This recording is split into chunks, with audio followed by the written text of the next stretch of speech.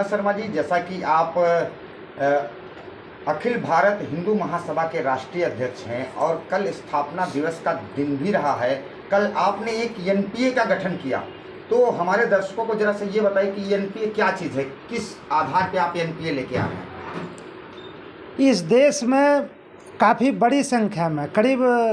2700-2800 की संख्या में छोटे छोटे राजनीतिक दल हैं जो एक छोटे छोटे क्षेत्र में काम करते हैं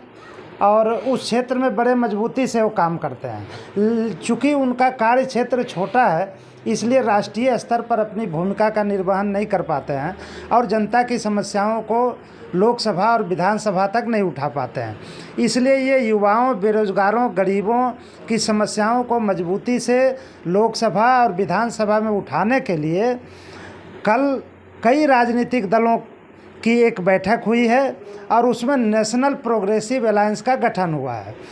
कल 15 राजनीतिक दलों के सदस्यों ने उसमें सदस्यता ली है और 155 दलों से बात हो रही है और शीघ्र ही लगभग 155 राजनीतिक दल नेशनल प्रोग्रेसिव अलायंस के सदस्य होंगे और हम लोग सब लोग मिल करके एक कॉमन मिनिमम प्रोग्राम के आधार पर पूरे देश में किसानों, युवाओं, बेरोजगारों और गरीबों की समस्याओं को हम लोग मजबूती से उठाएंगे।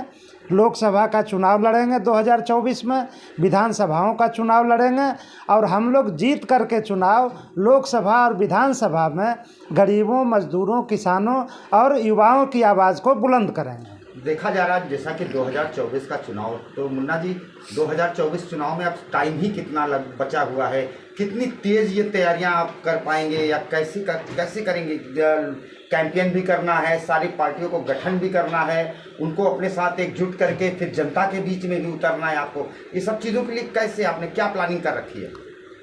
चूँकि ये नेशनल प्रोग्रेसिव अलायंस का कल गठन हुआ और मुझे ही राष्ट्रीय संयोजक बनाया गया है, तो ये जिम्मेदारी मेरी है कि सभी राजनीतिक दलों से बात करें और सबको साथ ला के जल्दी से जल्दी, चूँकि ये आपने सही कहा कि अब ज़्यादा समय नहीं है 2024 के लोकसभा चुनाव में, तो बहुत तेज़ी से ये काम करना होगा और हम सबसे संपर्क में हैं और जल्दी ही एक विशाल एक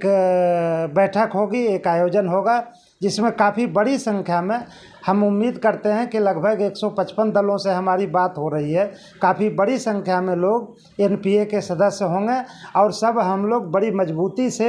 कॉमन मिनिमम प्रोग्राम एक बनाएंगे और उसके आधार पर हम देश की जनता की समस्याओं के समाधान के लिए लड़ेंगे। 2024 का लोकसभा चुनाव भी लड़ेंगे और आगामी विधानसभाओं का भी चुनाव लड़ेंगे। अभी तक कुल कितनी पार्टियां हैं जो आपके साथ मिल चुकी हैं? अभी कल की बैठक में 15 राजनीतिक दलों ने इस पर सहमति व्यक्त की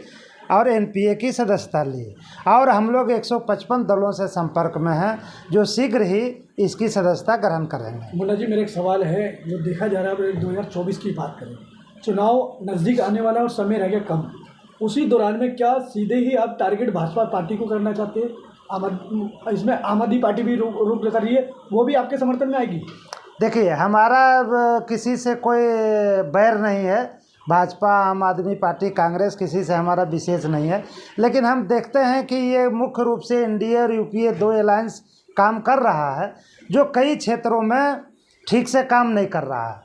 युवाओं की बेरोजगारी बढ़ते जा रही है, किसानों की समस्या बढ़ते जा रही है, महंगाई बढ़ते जा रहा है, गरीब और गरीब होते जा रहा है, केवल अमीर अमीर बनते जा रहे हैं। तो इन सब समस्याओं को देखते हुए उस पर ना तो एनडीए फोकस कर पा रहा है, ना यूपीए फोकस कर पा रहा है, इसलिए हमने एक थर्ड नेशनल प्रोग्रेसिव अलायंस का गठन किया है जो जनता की समस्याओं के लिए लड़ेगा, जो देश की एकता अखंडता के लिए लड़ेगा और देश को मजबूत बनाने का काम करेगा। जी, मेरा एक सवाल अभी देखे गया, अभी हाल ही में अपने आपने बताया है 15 पार्टी ने आपको समर्थन दिया है, वो 15 पार्टी कौन कौन सी है?